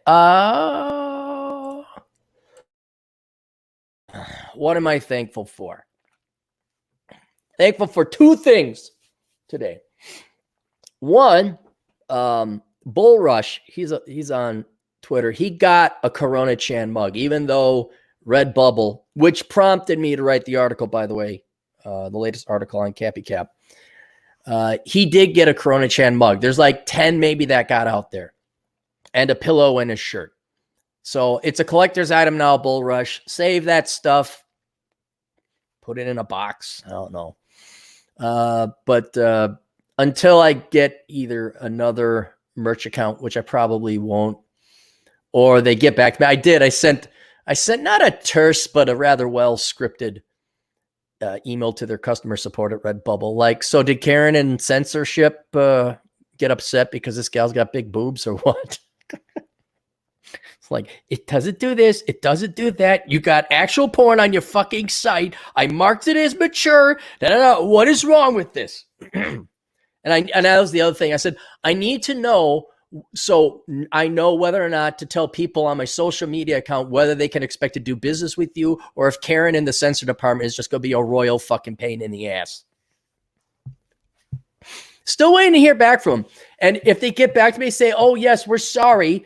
You can put that up now. I'll be good. Don't let it happen again because I will take more money away from you than I can give you. You could, whoever's listening at Redbubble, which I know you're not, we can work together and I can make you money, or you can be a grade A Coronachan and not work against me, but just obstruct me and piss me the fuck off, and I will cost you money. One is profitable, the other is a loss. I don't know which one you want, but you can go ahead and decide. And I'm very curious to see what the response is because I will be using it in a post about censorship and all that. But Bull Rush got a Coronachan mug. That's great. A couple other products out there with that. And then yesterday I went for a good run. I went for a run and not a walk. I revisited. I won't lie. I've been in a very not dark place, but with Coronachan and the virus and everyone being forced, it's been depressing. No, I'm so depressed and emo. It's like, oh, fuck. And it just started getting, I'm like, you know what? This isn't the worst part of this. Wasn't the worst part of my life. This is the worst days. I've been in way worse condition, but I don't have to feel like this. I'll have to feel like this. And I'm like, that's it. I'm going for a big ass run. I went for a 6-mile run, no stops. And it worked like a charm. It worked like a charm. And I know I was looking like, okay, I got to calm down, benzos or whatever. No, don't do the benzos. All right, well, I can't do booze. And then, okay, what about marijuana? Oh, yeah, it's great. Everything's wonderful, but you get no work done. You just sit on the couch. Okay, we're not doing that either. There's no way out. All there is Zool. Running. And I went back to something I learned when I was like 29, 30. And I to get out of a very bad part of my life, I ended up running 11 miles a day. I got up to that. And maybe I got to go back to doing that. And you know what? It's a huge time commitment. It also, there's no real place to work and lift out weights. Don't fucking email me. Oh, I got this. I know. I got my weights here. I do an upper body, but it's really compromised. And running 11 miles taxes your system. That's like, well, geez, but I think I'm going to get back to that because of the serenity, peace, and calm that comes with it. And just the good feeling that comes after it. And what pisses me off is it so makes a damning testimony, a damning bit of evidence that there really isn't sentience. There really isn't thought. There really isn't emotions or psychology or feelings. It's just chemistry. It's just go run and then endorphins or serotonin will be released into your system and then you'll feel fine. It's like, why can't I just look at my life and be fine? Why can't I just look at this like, wow, look at this crazy, awesome life. Look at this life. Oh, yeah, we're stuck in a pandemic and bad things happen, but look at what I've done, what the future potential has forward, what I can do.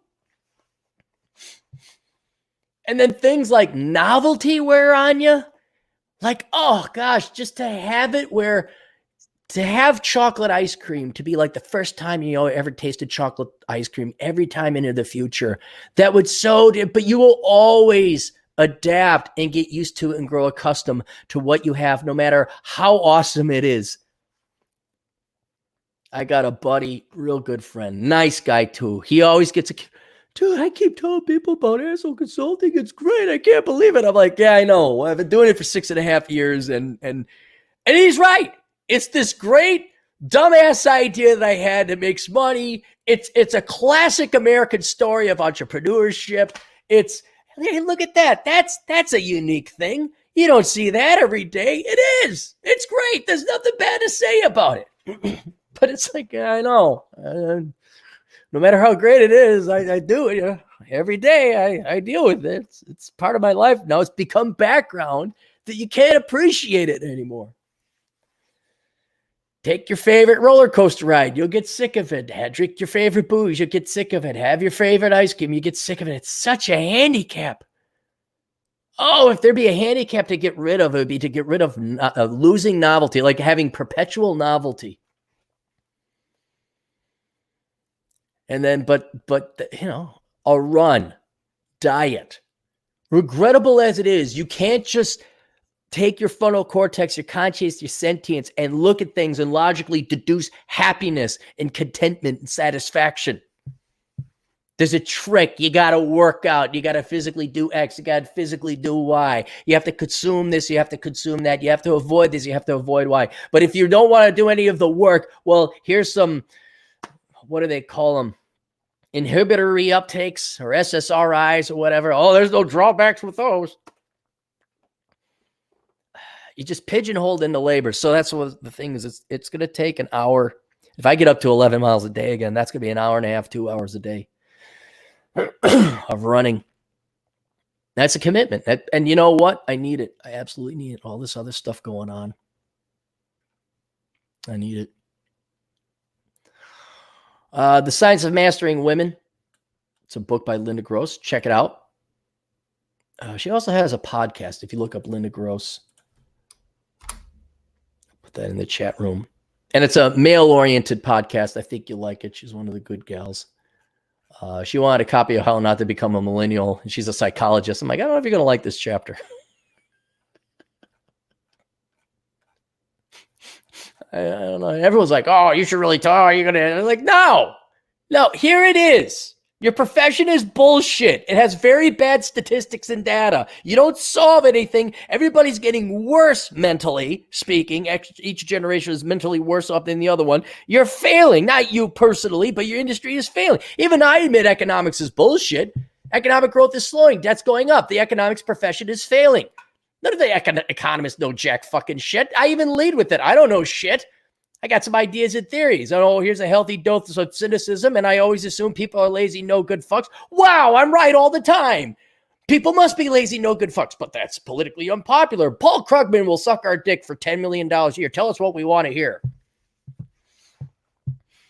But it's still bullshit profession.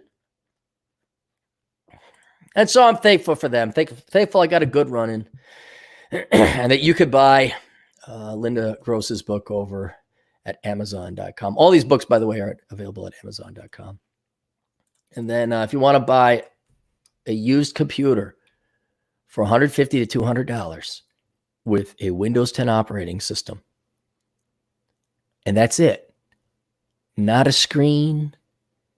I think you get a mouse and a keyboard, though.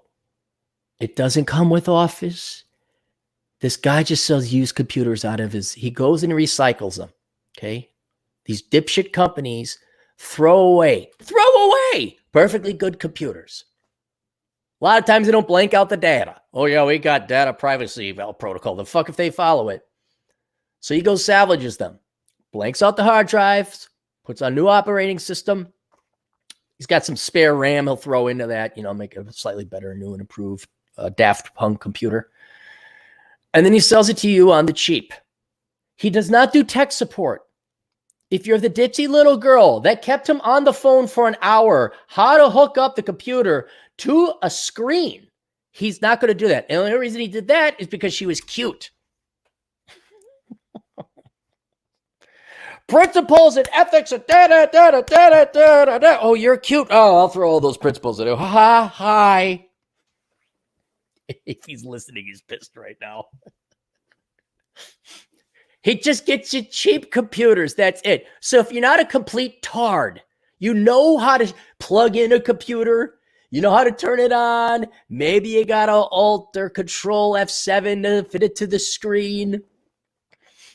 You know it's not going to play Fortnite. And you're not going to call them and harass them. And that's why I keep telling them, I'm like, don't call them. And tell them, right, here's the disclaimer. After the money is transacted, I'm not helping you. You got to, if it's broken and it doesn't work, fine. I'll replace it. But I'm not helping you set it up. I'm not installing it. I don't tell you how to set up your email. I was hoping my audience would be smart enough on that when they did that. Oh yeah, no, we know, we got it here. But then you never know. It's always somebody. My goodness, Jack Napier's in here. And that's it for we all got the sponsors. All right, let me go through this. Kevin McComber for $2. Listen to Nick Fuentes on D Live. I don't know. Isn't he like 12 years old? And he's probably a little bit too right for me. Judd Grover, $2. Best example of good marketing. Perry's Bad Breakup. Perry's Bad Breakup.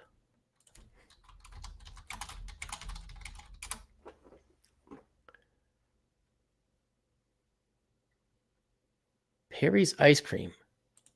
Is it ice cream? Bad Breakup. Oh.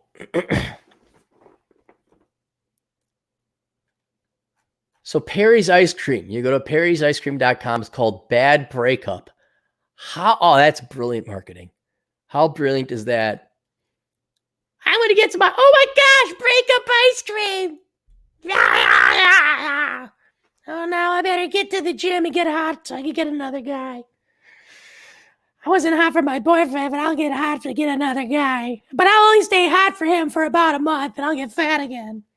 Until he breaks up with me, I break up, and I'll eat my height, but then I'll get thin for another guy. Only for a month until I get fat again.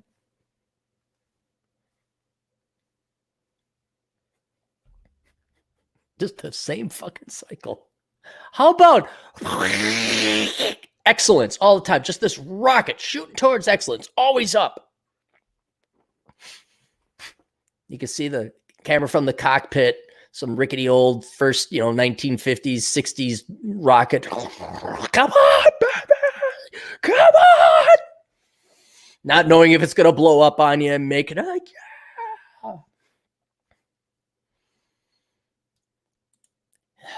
Anybody just picture that like you're in life?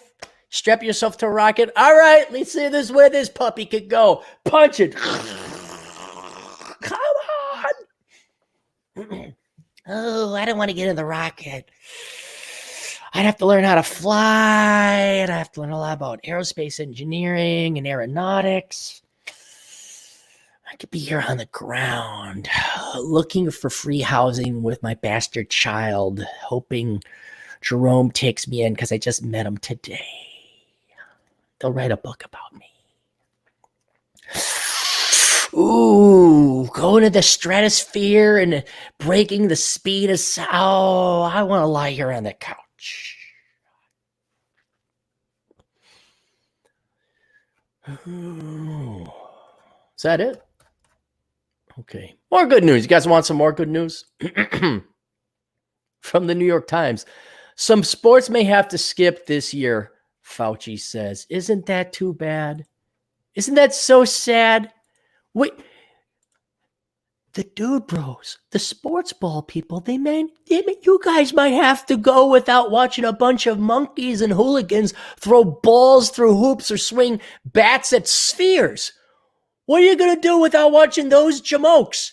How are you not going to be a jamoke yourself when you can't watch all these idiots, these jamokes, swinging at spheres and throwing balls to put numbers on a board? That if you're capable of doing subtraction, one will have more than the other. And that group of people in the green jerseys are celebrating over those in the white jerseys. Dr. Tony Fauci, the leading public health expert on President Trump's coronavirus task force, said this week that it might be very difficult for major sports in the United States to return to action this year. Oh, yeah. And you know what else we might miss out on? Loud, packed concerts where Mickey Minaj, the plastic brown person, will be up on a stage 3 miles away that you paid $200 to see in the nosebleed seats to sing her song, "Oh, my nails is my power. Look at the boobs, I put them on. Power and empowerment. Go, girl, you go. Empowerment." That's her latest song coming out. It's all very popular with the kids, probably on the Billboard's top 10 already. Where you could pay and have really shitty audio quality music. Those are going away too. Various leagues have considered a number of options for restarting play that can come to a halt in mid-March as the extent of the coronavirus outbreak became increasingly apparent. Key variable, Dr. Fauci said in an interview on Tuesday, will be whether the country can gain broad access to testing that quickly yields results. He said that manufacturers had made strides in developing such tests, but not enough for major sports competitions to resume. Safety for the players and for the fans trumps everything, he said. If you can't guarantee safety, then unfortunately you're going to have to bite the bullet and say, we may have to go without this sport for this season. Oh. Oh. You mean Bob Bobson in the Eden Prairie might have to play baseball with his kids instead of watch sports ball with his kids? Oh my goodness. You mean the kids might have to go? Are you saying Joe Blow in the Woodbury might have to go buy a football and give it to his little kid so his little kid and all the other little kids in the neighborhood could go actually play the game of sports ball? And not on the boopity boppity boop boop game, like on the real world? Do you know what the graphics are like when you play football in the real world? Better than an Xbox One. It's amazing what the graphics are. What?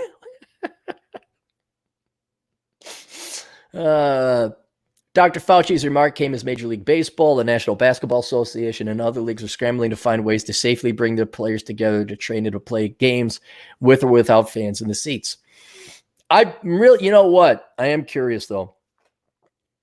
How much do stadium sales account for the revenue of, say, basketball or football? Like, aren't most people watching it on television anyway? Is that where the majority of the income comes from? Mock and ridicule professional sports as I do. Again, I do not dislike the athletes. They're very hardworking. They do the job, and it's the fans where I'm just like, get the fuck out of here. I hope they get back together. But yeah, if you could put on a game, won't most people watch it on the television anyway? I mean, you go to Twin Stadium, most of the people are watching the game on the bar screen anyway, not looking behind them watching the game. Why do that? And then everybody could get back to the sports bar. Ooh. Dude, bro, maybe like with all this coronavirus going on, we could like pool our dad's money together and go buy that brew pub and turn it into a sports bar. Like, yeah, like, what was it? There was Champs. Oh, God, Champs. They're still around. This holdover from the fucking dick and pussy bar the boomers had, where you'd walk up to a girl at the bar, like, hey, can I buy you a drink? And there'd be all these big screen televisions. You guys can bring back the sports bar. Actually, the sports bar probably would have a huge comeback. If bars are like, you're not allowed to have conventions or stadiums. They're just allowed to play. But you can go to the bars. Dude, everyone's going to flood. Sports bars would actually be profitable for, a couple months anyway. Don't think I've ever seen a profitable sports bar. Not one. Regular bar, yeah, but a sports bar. We got to get a sports. Who came up with that fucking idea anyway? Weren't all bars kind of sports bar related? Like, hey, throw on the game, Bobby. It's New York, 1950 something, when TV was on. They were having cigarettes because you could. Hey, Vinny, throw in a game. See how the Mets are doing. Crappy as ever. But then the theme of the sports bar, where there's like jerseys up, and they fucking got big screen TVs, and you're watching everything from pole vaulting to the Super Bowl.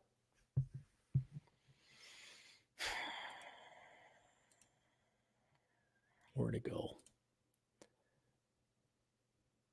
President has urged sports commissioners to return to play as soon as feasible, and Governor Andrew Cuomo of New York has trumpeted the feasibility of playing Major League Baseball in empty ballparks in the state this summer. I got a question. Just a dumb question. Those are pretty big baseball fields, right? Stadiums.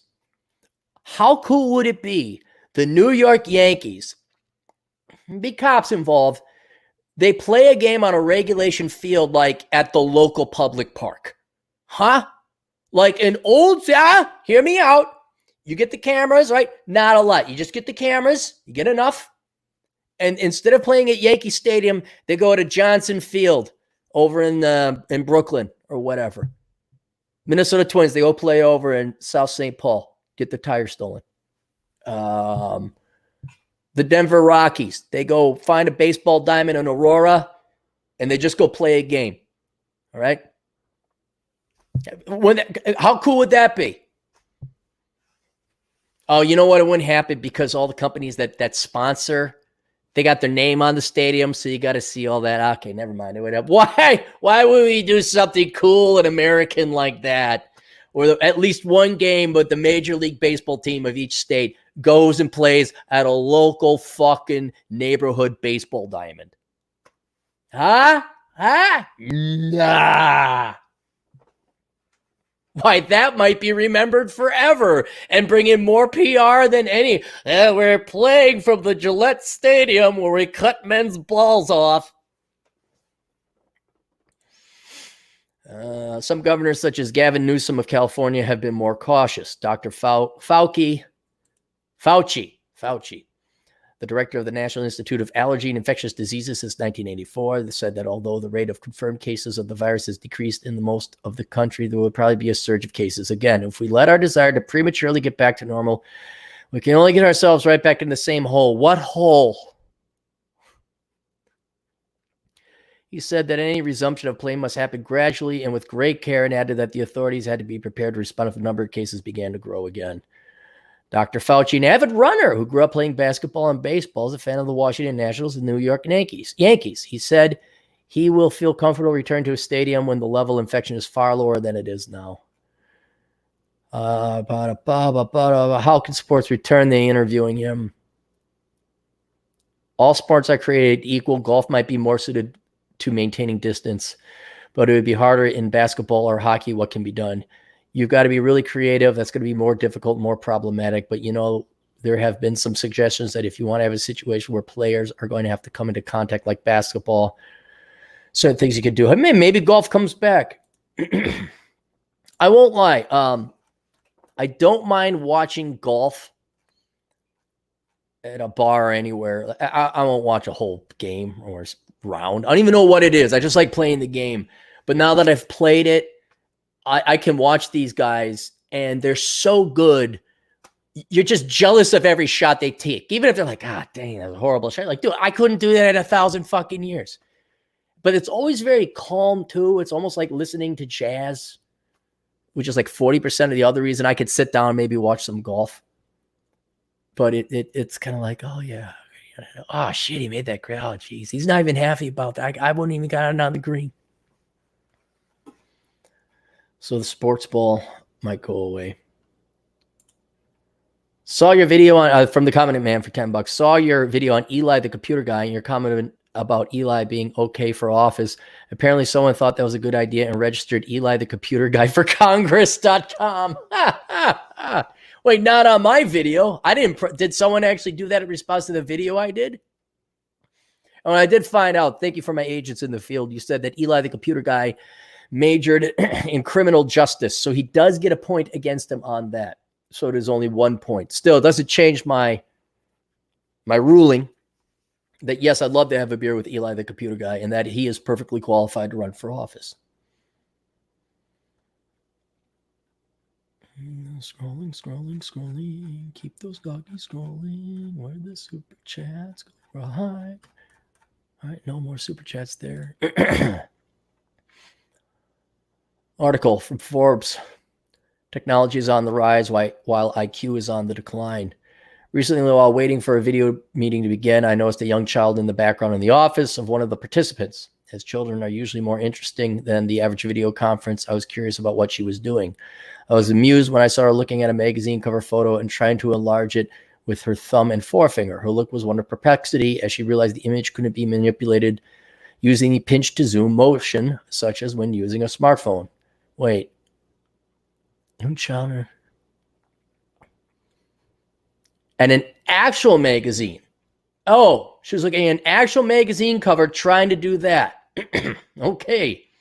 After a few tries, she gave up and walked away, seemingly unconcerned and no longer interested in the photo. The child's actions made me contemplate what is happening to the development of our brains in today's increasingly tech-driven world.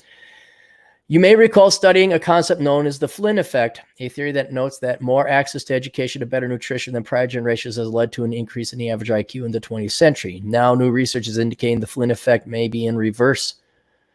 Evan Horowitz, director of research communication at FCLT Global, stated, "People are getting dumber. That's not a judgment. That's a global fact."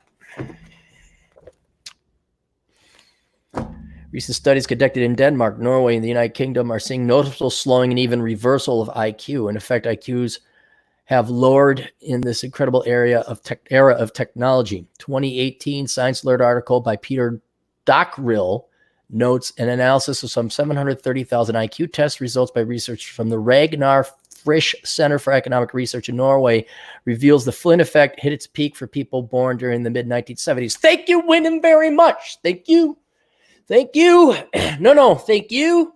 Thank you. Fuck you, though. And thank you. And special thanks to you. The foremost concern is the lack of focus, which is not only lowering overall intelligence, but affecting our ability to stick with complex tasks and the capacity to make reliable decisions. It's also taken a toll on our emotional intelligence as we become victims of decision fatigue from too much technological stimulation.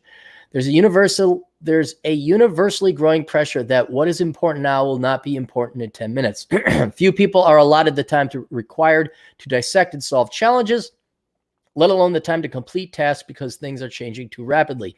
Technology is changing our concept of time, and we are getting the brunt of the abuse. There's an expectation to solve problems at the same speed as clicking through websites. Additionally, the amount of information online can give those working on a project a false sense of expertise.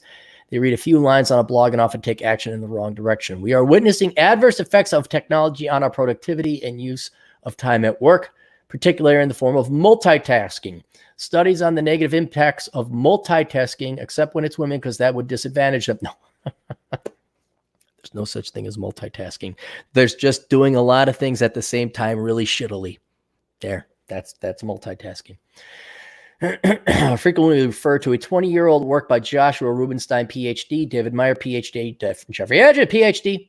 They often conclude that only 2% of the population can effectively multitask. What? You mean the 51% of the population that is the Womans are not just great at multitasking? What? Could it be that researchers themselves have been too distracted to conduct newer studies? I'll let you do some unscientific research with this in mind. The next time you're in a live meeting, look around and see how many people are looking at their smartphone or other technology. Okay, but hang on. I got to go to bat for people stuck in meetings are pointless. That's like in church. That is like they should, you could look at your toes. I remember just doing math because I was so bored at meetings. Math on like my budget and finances. It's just math. The next time you're live, look up on a smartphone. And the next time you have a remote meeting, track every time someone responds with a question. Can you repeat that? Emotional intelligence has 4 key components: bullshit, and more bullshit. No, self-management, self-awareness, social awareness, and relationship management. Oh, God. Technical stimuli are challenging each of these. Let's use the example of technology via video games on developing brains. Technology can create real and perceived stress. It influences all four parts of EI and could lead to the inability to think or function in society. A Psychology Today article, okay, I'll go trust that industry and that periodical, suggests an article. We didn't even make it to study shows. We are now at Pop Psychology article suggests. Isn't that the same article that suggests everybody should be giving me billions of dollars in super chats? Isn't that the article? I thought it was the same article. Like that study that showed that there's a relationship between, I'm running out of bullshit, buying Aaron his new favorite classic car and double-digit economic growth? Yeah, I think so. If Aaron Clary gets that classic car he wants, GDP, a study shows that GDP will go up by 20% a month. Oh yeah, it's totally true. That chronic stress is affecting the frontal lobe of children and lead to issues of focus and the ability to manage emotions effectively, suppress impulses, and even complete tasks. Or the fathers aren't around and nobody spends time with them. We ship them out to prisons on big blocks of yellow cheese that they're stuck in for 2 hours round trip anyway. And then we send them down in front of a computer, and then we feed their minds full of drugs. That might have an effect too. I'm no psychologist. Albert Einstein famously said, it has become appallingly obvious that our technology has exceeded our humanity. I imagine that some readers may even miss a key point or two in this article due to a technological distraction. If I'm correct in my assertion that we should be concerned that technology might have adverse effects on our brains, fear not. I'll leave you with hope. A joint study between Oxford University and Yale University predicts artificial intelligence will automate all human tasks in the next 45 years and all human jobs in the next 120 years. So we'll no longer need to worry about this, or will we? Will Conway, Chief Information, I think someone's smoking pot in the apartment. Got a slight hint of it. So there we go, kids. All right, any more super chats, or am I done for the day? Whoa, super chats dried up. Maybe I'll go eat lunch. I'll go for a run. All right. Bow your heads, you bastards. Dear Great and Merciful Coronachan, thank you for your non-sentient and zero fucks given truth, the teeth and threats that have been missing so much in the real world that are yet necessary for us to value life, acknowledge truth, and love our fellow man. May your nature continue to expose the evil and parasitic among us, the lazy and those that put themselves above all others, our slave masters who have kept us enslaved, teachers who can be replaced by YouTube, and the stupid and unprepared who arrive for toilet paper when there is none. Bless us, O great Coronachan, reward us, specifically those of us who are smart enough to have a 1-month supply of toilet paper and who stocked up on 5.56 ammo as a basic matter of insurance. And may thine blessing come in the form of lower acid prices, less boomers, less traffic, cheap gas, and near-free airline flights. In thy name, Wuhan, Wuhan, amen. Bada boom, bada bing. No more cash for Cappy. Tomorrow is Thursday. I don't think I'll have a podcast tomorrow. Here, let's go with this. This sounds like good news. Hey, Aaron, I'm 21, fresh out of rehab, sober, but I need to find a job and get paid in less than a month to stay in Airbnb. Please respond. Go to assholeconsulting.com and send your requests. There we go. Can we get that prayer in print, Aaron? I posted it. I think if you search Coronachan prayer, you should find it. I think it's on the blog. Yeah, just copy and paste it. Print it off. If you'd like to help out the show, olderbrother.com/donate. 3 ways there. That's it. Cappy's out. See you guys later. Toodles.